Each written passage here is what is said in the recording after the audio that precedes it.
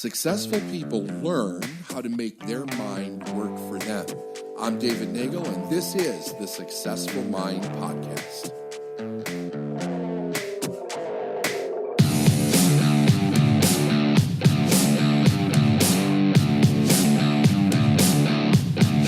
Hey everyone, this is BT and welcome to Inside the Episode. Today, David and I are going inside the episode titled Leadership Defined. So this was a great episode, David, because it got me really thinking about what leaders have and what they may not have and what makes a great leader. So you talked at the beginning of the episode about contradictory messages out there, because if you do a simple Google search on leadership, there's so many millions and millions of different ways to go about your business. But you broke it down to basically three things that you referred to as the leadership triad, which I thought was really great.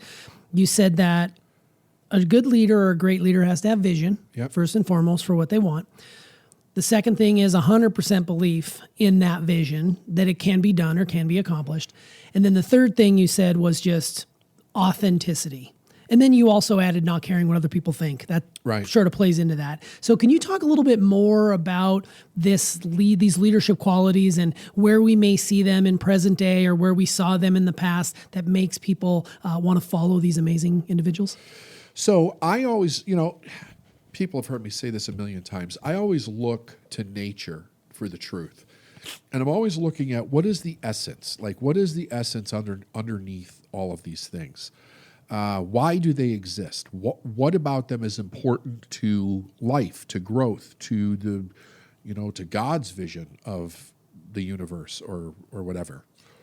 And so I'd like to break it down to the essence of the thing. And here's the thing. There have been great leaders on both sides of the camp. You've got Hitler, right? Terrible person, great leader. He managed to get millions of people to do what he wanted them to do.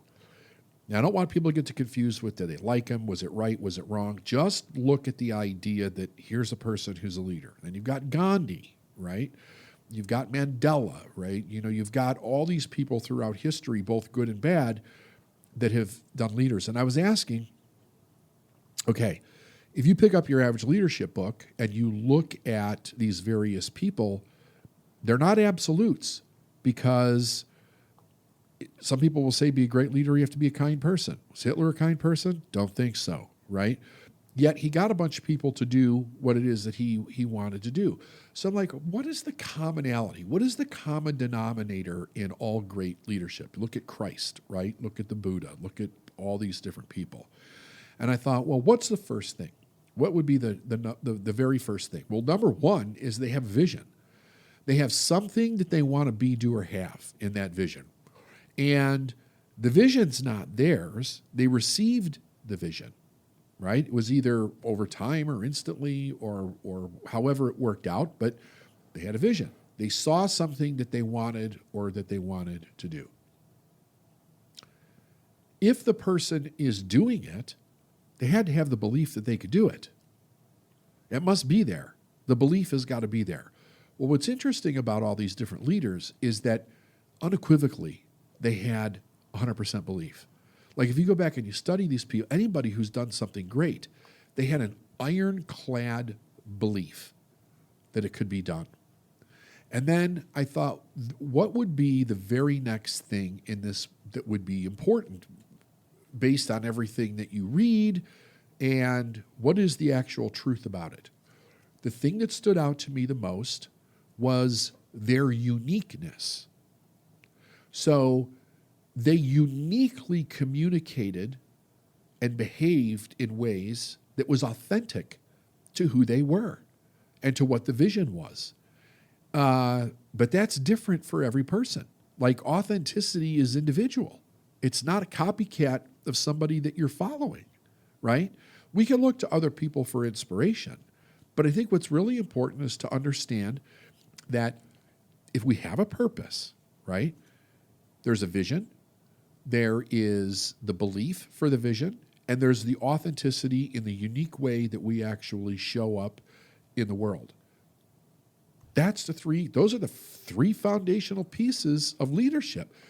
You can talk about hard work. You could talk about honesty.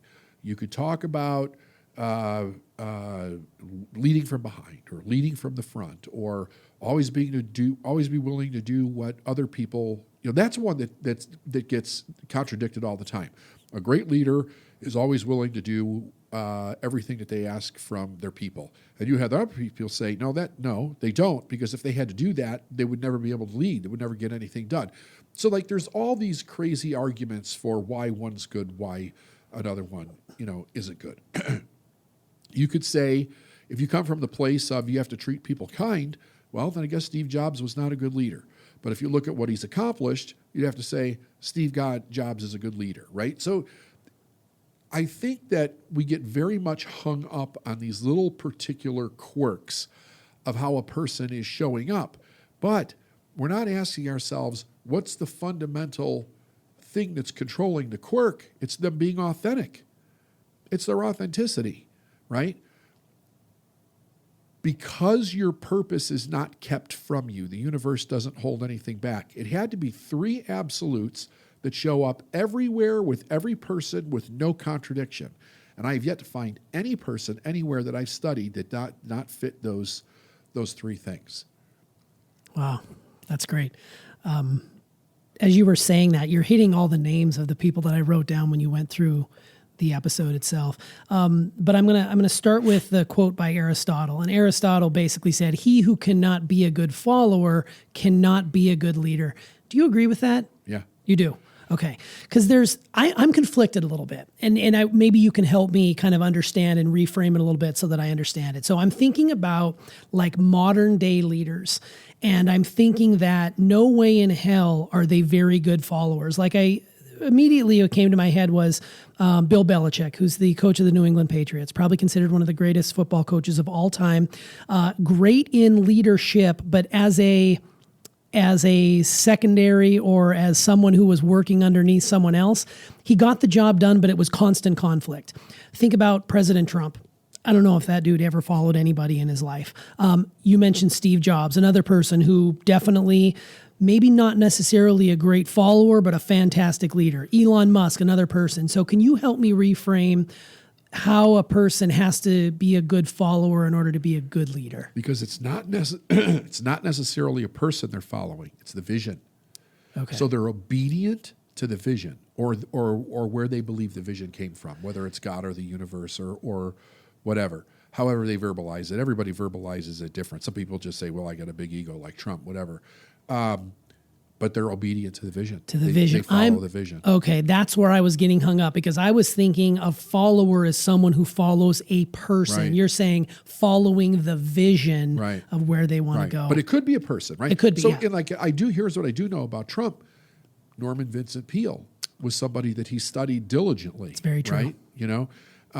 And he uses, if you watch Trump and you read Norman Vincent Peale, you'd be like, boom, that's where he got it from. That's Norman Vincent Peale. Speak what you want into existence. Yeah. That's it. That's all Trump does. Oh, great. Yeah, that makes so much more sense now, because I was thinking following, and like you said, it could be a person, but it can also be a vision or something that you can't necessarily put your fingers on, but you know it's there. Yeah. And it's guiding their lives. Okay, apparently I'm really heavy on quotes in this particular episode, because there was another quote that came to mind when you were talking about this. Leaders are made, not born. So in your words, first of all, does that comment or quote make sense to you? And if so, what does it take to be a great leader? Like, leaders are not made, not born. What does that mean? I don't. It's a tricky one for me, because I feel like, everyone has within their being the ability to be a leader, a good leader, maybe not a great leader, but a leader. So you can, let's take your vision, belief, and authenticity. A person can study and learn and work the muscle to get there. They're not necessarily born with that, right? But they are making themselves by their study. So I don't know what I'm trying to say here, other than that quote jumped out of my head when you had mentioned it. Leaders are made, not born. I think that it's a little bit of both. A person is not a born leader in the full context of what they look like at their height of their leadership, okay? But they're born with a purpose. They're born with a vision. I think what happens is that in life, you have two people that are born. They're growing. One person becomes aware of their vision, and they start to follow it, and they become a leader. The other person becomes a copycat of everybody else, and they go that way. So this person's always growing at that point because the vision is the dominating factor. The vision becomes God, right? You do whatever the vision says has to be done. It doesn't matter what it is. When you argue with the vision, then you start going back down. But if you do what the vision tells you to do and you're always making the adjustments, you're a great follower and you become a great leader. That's great. Who are your personal role models when it comes to leadership? Who are some people that you yourself looked up to, whether it's in life in general or in business, that you would like to maybe emulate what they do? I looked, the big piece for me here was not so much the vision. It was the authenticity and the belief. So I looked at people who were very, how should I say it? Very unique in that they weren't creating something that they followed from somebody else. So they weren't like... Would we call those like modern day disruptors, like people that were not following the typical trajectory and doing it their own way with their own style? Look like Steve Jobs. He wasn't following somebody else. He had a vision that he wanted to create something that nobody had ever seen before, right? So he's very inspiring to me, especially from the aspect of that he had the vision, he knew what his limitations were, he knew what his strengths were, and he doubled down on the strengths, right? He didn't worry about fixing the limitations. He doubled down on the strengths, and he wouldn't let go of the vision for anything. He wouldn't let somebody talk him out of the vision. Even if part of the vision that he created was wrong, he then went back and fixed it to get it right. But you couldn't get in between him and the vision. I was a huge fan, I still am, although he's passed now, of Karl Lagerfeld because of the authenticity, right? If you study Lagerfeld's career, you watch him do nothing but become more and more authentic of who he is, and because of that, more and more prolific. Like when he died, he was. This is interesting. Like I talk to people sometimes, and they'll say that their favorite designer is Chanel, right? And it's like, it's interesting. You know, Coco Chanel died in 1971. She hasn't designed anything since probably 69 or 70. You're really a fan of Karl Lagerfeld because since 1983, I believe, Lagerfeld has been the head designer for Chanel. He was also the head designer for Fendi. He was the head designer for Lagerfeld. And then there were some other houses that he worked at, briefly in and out of time. But he created two major fashion lines that came out 6 times a year or 4 times a year. I think it was 6 times a year for two major fashion houses, too, the largest in the world, right? And he did it all himself. Plus, he did the photography. He did the studios, or he did the sets for the runway sets, like all the themes and all of this stuff. He wrote and narrated books. Like he was prolific, but he stayed in his lane of who he was and what he did, and he didn't step out of it for a second, not 1 second. He maintained the vision, stayed where he was, did not get overly high on himself, but what he did do was he became more and more authentic. So that got bigger and bigger and bigger and bigger. So the belief stayed, the vision stayed, and the authenticity grew tremendously. And so did his production grew tremendously. So, and he was a character. Like he's been known for saying some really whacked out shit over the years and having some major contentions with certain people over the years. But I have always been impressed with any person who authentically accepts himself. Keith Richards is another one, right? Whether you love him or hate him, one of the amazing things about that man was that he completely accepted who he was from the days that he was a drug addict, everything that he did in his life, and he never made apologies to anybody. He's like, this is who I am. So it's always been people like that. I'm a huge Conor McGregor fan. Why is he so? We have him in the studio today here. We have little McGregor. You There he fucking is. bastard, you shite. Gonna have to go on YouTube to see that. Yeah, put him on the YouTubes.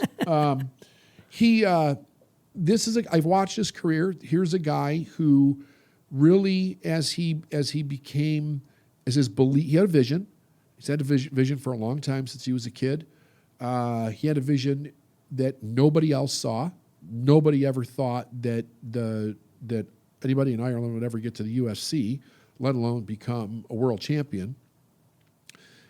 As he was doing that, he became more and more authentic. He really saw and accepted and expressed and exaggerated this person of who he is, and that's what's made him a living legend, because he's been able to do that. The other thing is that as he steps into the fullness of that, it rises him above everybody else, because nobody can compete with authenticity. You have people that look like idiots that try to copy him, but if he's authentic, you can't copy it, right? So he becomes enormous.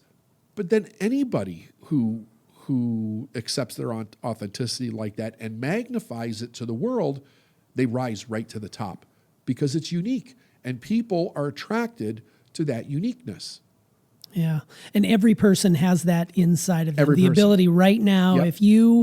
if you were to just accept who you are as a person and not make any excuses for it and be who you are and live authentically and celebrate your own uniqueness, you would essentially have a piece of that triad that's going to make you a great leader and have people want to follow you, want to work with you, want to be around that energy. That's right. And every single person has it. Every person. But there's a lot of people out there who probably will push back and say, well, I'm just not a leader. I'm one of them. I'm like, nobody would ever listen to what I have to say. No one would ever, want to care about following me or being a leader. And I've always said I'm not a great leader. I'm more of a follower. But having said that, I have people come up to me having listened to the podcast and they say things like, I really like how you're being more authentic as this goes on. And I'm like, well, yeah, I don't really feel like I'm doing that, but maybe I am. So I love that authenticity is a major part of that triad, because without it, none of this stuff matters or none of this stuff works.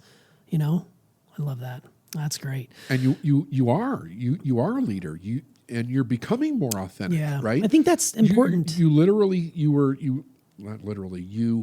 recently started teaching about how we run our podcast and how we built and run the studio and all the equipment and everything. And you do a presentation at some of our business seminars. And you're fantastic up there, and everybody loves you. Everybody says the same thing. You're great. It was fantastic. And I watch you up there, and I'm like, you're just being you. Yeah. You're being the guy that I've known for 10 years. But showing way, it now. showing it. Yeah, leading absolutely with it. showing it. Yeah, because how many masks do we hide behind? I mean, it's so crazy. There's so many. And once you drop those masks, and I still, I think everybody probably has a mask or two that they continue to wear and they don't want to let anybody in around that sort of painful situation. But I find that the people who draw me in are the people who are authentic and they live their life this way. That's why, working with you over the past 10 plus years, you are who you say you are. There's a lot of people in this industry who are not who they say they are, and we know who they are. You are who you say you are. There's no faking it, no fronting. This is how we run our business. And I think that's why your team stays, because, turnover in this industry is, pretty consistent. With you, we stay because we believe, like, when you want to talk about leadership, you've got the vision for what you want. You've got 100% belief in where you're going and where you're taking this, and you're authentic in how you do it. There's no better example of that, leadership triad than you sitting in front of me right now. Yeah, just keep moving forward. Just keep moving forward. Yeah. No, that's great.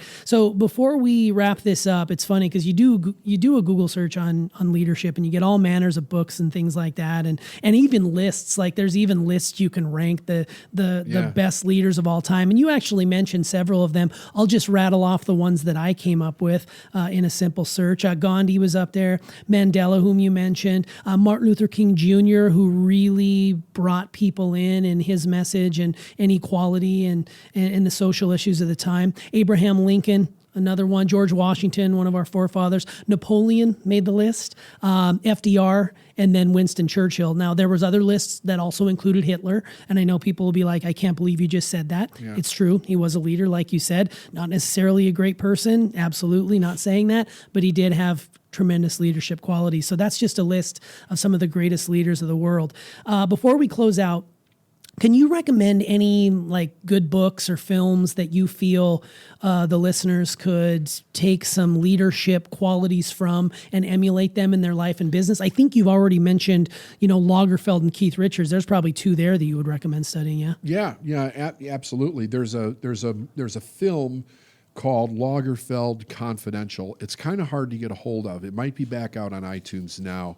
I got it back when it was a DVD. But anyway, it's kind of a light documentary on his life, but what really shows through is his authenticity and the way he thinks and views the world. What I really like are these biographies and autobiographies of people. So Keith Richards' life, Kobe Bryant's movie Kobe. There's several around Michael Jordan. There's a great one around Billy Graham called, what is it called? Look it up really quick. What's the one on Billy Graham? Is it This Is My Life or? Let me check real quick. As I Am, something like that. Leadership Secrets, An Extraordinary Journey. No, that's a movie. I'll see if I can find it here. And it's about, you said Billy Graham. Billy Graham right? autobiography, yeah. Yeah. Leadership Secrets. I thought it was As I Am. I think it's As I Am. Yeah. I'll cut this in. It's quite a big book. Yeah, Just As I Am. Just As I Am. Yeah, that's what it is. Yeah. Just As I Am. I mean, I could, I've got a ton of them. But I look for the people, again, in all of your lists, here's the thing. You're not going to find anybody in there that wasn't authentic. It's true. It's like all these other qualities that we talk about in leadership, you're going to find exceptions to them. You won't with these three. You're absolutely not. There's even exceptions with the idea of people caring what I think. Like, there's been a lot of great leaders that really did care what other people think, not in a good way. Like, we all should care about what people think in a way like, are we developing a good product or a good service or, those types of things, caring about people in general, but not negativity and criticism and haters type stuff.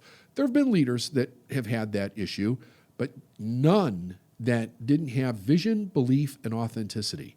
Like, those are the three attributes. All these other attributes that people write about, all these other authors that write about this stuff, all of those other attributes exist in the top three: belief, or vision, belief, and authenticity.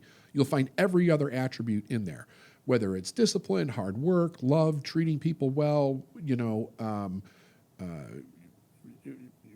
leading from behind, leading from the front, like all the different qualities, charismatic, outspoken, direct, like everything that is in those qualities, you'll find in those three.